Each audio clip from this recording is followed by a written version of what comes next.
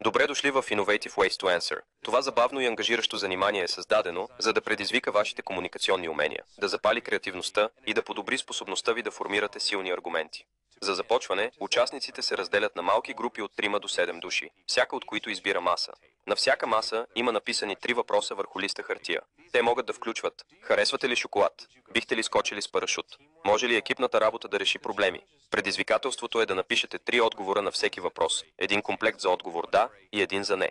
Въпреки това има една уловка. Не можете да използвате думите да или не. Вместо това трябва да създавате отворени отговори, които предават същото значение по по-креативен и богат начин. Например, вместо да казвате да, харесвам шоколад, бихте могли да кажете абсолютно обожавам шоколад.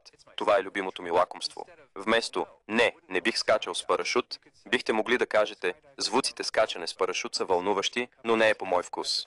След като завършат отговорите си, групите ротатират на друга маса с нови въпроси. Всеки отбор чете отговорите на предходната група и ги развива по нови начини.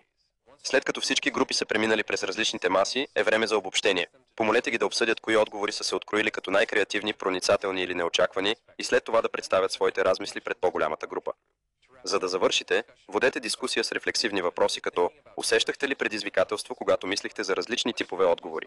Какви стратегии ви помогнаха да измислите уникални отговори? Как се чувствате, когато получавате отворени въпроси в сравнение с прости да или не отговори? Какво научихте, четейки или слушайки отговорите на другите?